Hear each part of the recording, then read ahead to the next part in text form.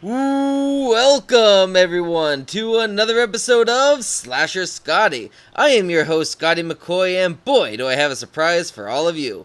I have on the phone with me right now Trey Olds, and he is the host of the Trey Olds Radio Show. Hey Trey, how you doing today? I'm well, Scotty. How are you? I'm doing great. I'm so glad to have you on. I know we've been in talks for a couple of months, and here we are. It's my pleasure. I enjoy your show. You have some wonderful guests, and I'm glad to be a part of it. Thank you so much. So, how did you get into doing a radio show?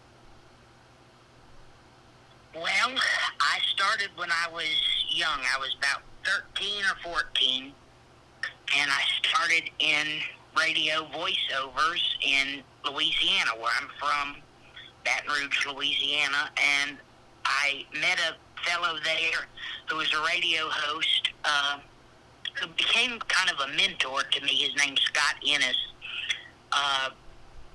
and he just encouraged me to pursue my dreams. I told him I wanted to do acting and radio and voiceovers, and he had me on his radio show in Baton Rouge, Louisiana, and then I started my own podcast just out on a whim at first. I just started playing music and being a DJ, and then I enjoyed playing music, and then about 2 years after that, I didn't get tired of being a DJ, but I just wanted to switch it up a bit, do something different. So I decided, at that time I started getting into theater, so I decided to interview actors and people in the entertainment industry. And I pursued that, and my first guest was the guy that got me started in the business, Scott Ennis, and then it just went on, and I've been doing radio for almost, it will be 11 years in November, so I've interviewed over, I want to say, close to 200 people, or maybe a little over 200 people. I've interviewed a lot of actors: Ed Asner, Marion Ross, Tommy Chong, Joan Van Ark, just so many. A lot of big names and a lot of lesser known, but everyone has a story, and that's what I try to strive at. Everyone has a story and needs to be heard. Absolutely, and I mean I've interviewed some bigger names. I've had some people from cult classics like the Friday the 13th and the Halloweens and all that. And then you have the lesser known independent actors, and a lot of the times the independent actors give you a lot more of a story because of how they started, and a lot of that starting was from struggling, whether it's monetarily or just experience wise, and they tell you their struggles on getting there, because I mean they weren't born in the industry.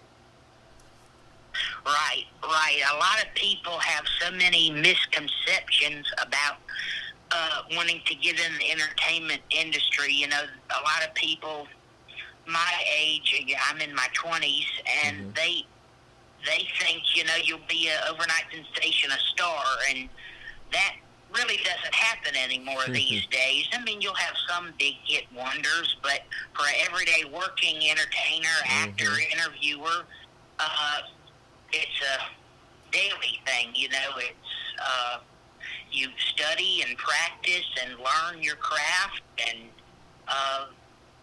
it's a business, it's show business, so it's a business. Right. Absolutely.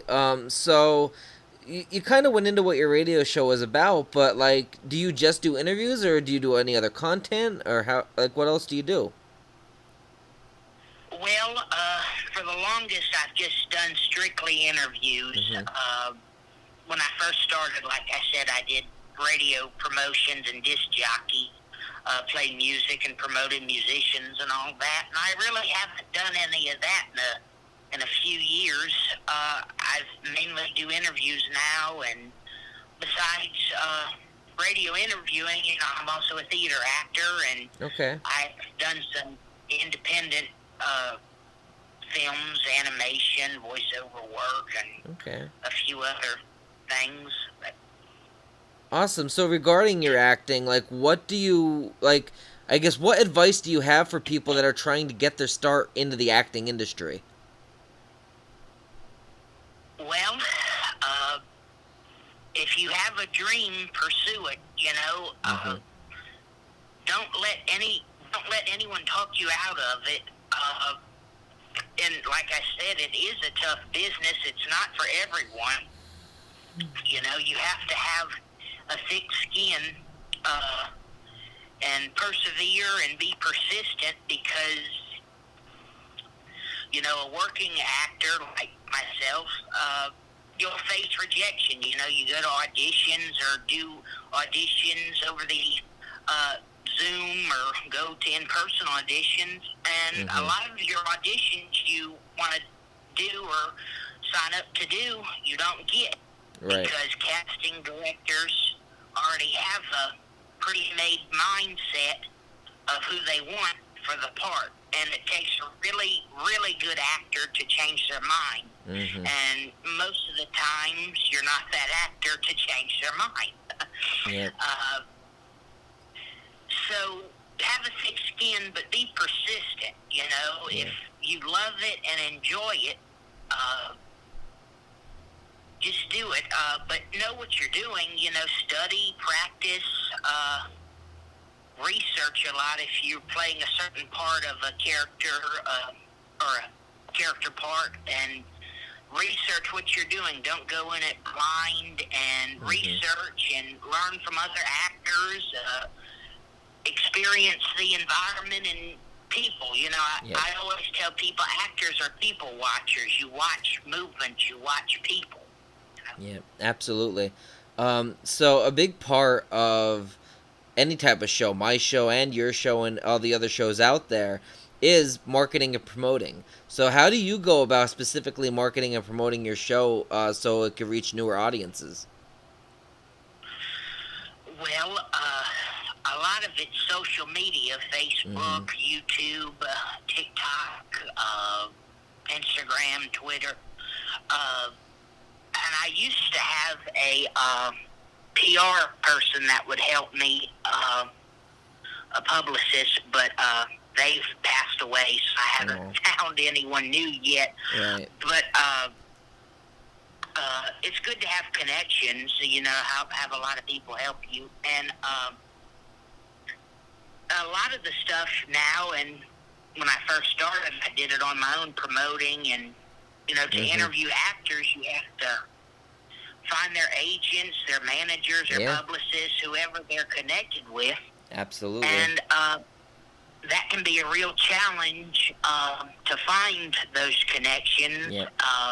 I know what helped me to find that is IMDb. If you are a subscriber to IMDb, you can find all these agents and connections and stuff. But if you don't have the money or resource to do that, it can be a little difficult. But word of mouth is always good. Get people to promote your show, and just word of mouth and connections. You meet a lot of great people in this industry and promote each other's work.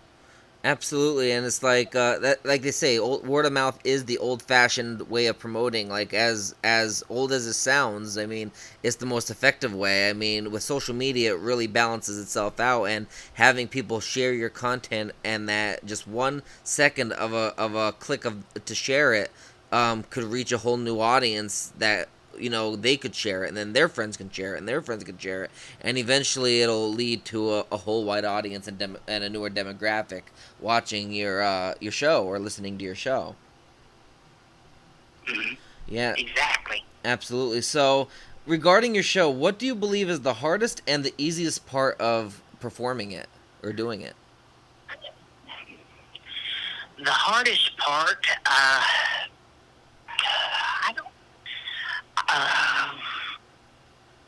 I guess,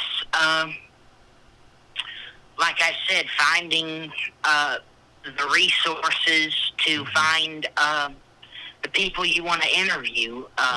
Because for me, I interview a lot of older actors, and they really don't have agents anymore, or they're hard to find. So you have to use your detective skills to find and track them down, and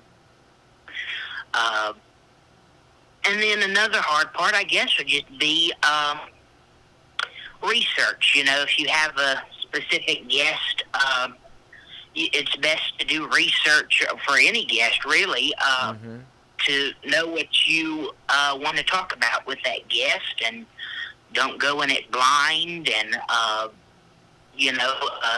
have a sense and knowing of what you're dealing with and know what you're talking about.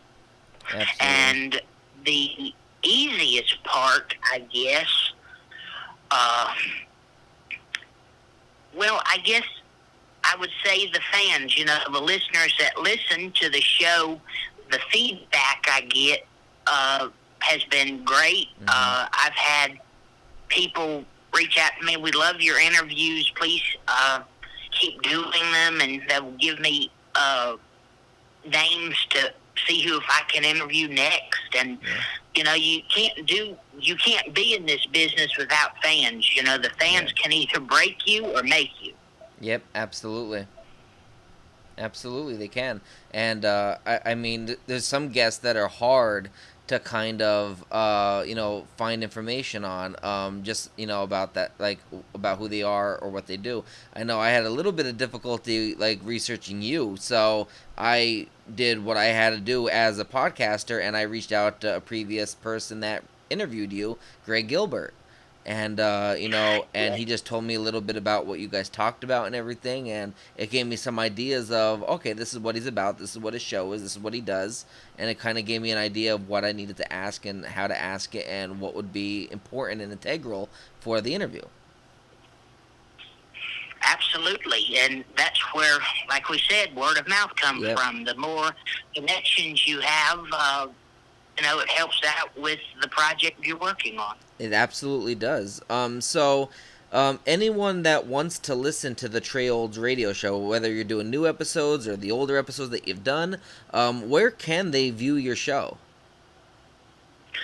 Well, it's on Apple Podcasts, iTunes, but the easiest way I always tell people to find it is just type my name on YouTube, Trey Olds, and my YouTube channel will pop up, and it's got all of my interviews and some acting projects I've done, and some people that interviewed me, and that's the best way to find me is on YouTube. Oh, awesome. So, for the last thing before we sign off here, is there anything else you would like to promote to the listening and the viewing audience? Well, I have a few projects I'm trying to work on. I'm working on a, like I said, I've interviewed almost 200 people, and I'm working on a tribute video for, unfortunately, a lot of the actors and individuals I've interviewed, a lot of them has passed away, and I'm working on a tribute show to memorialize, the people that's been on the show, and just give a recognition of all that and their work. And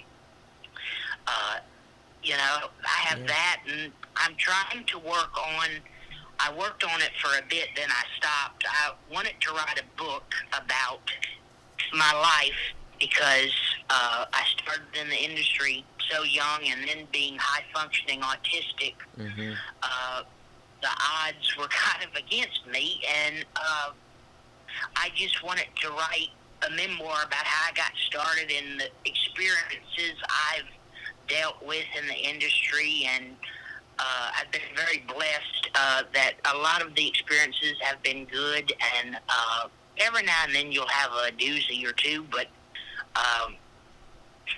just the memorial video and trying to work on my book is the only projects. And I'm doing a few more interviews coming up. I'm trying to get a few. Nothing set in stone yet, but I'm working on it. But that's about it for me.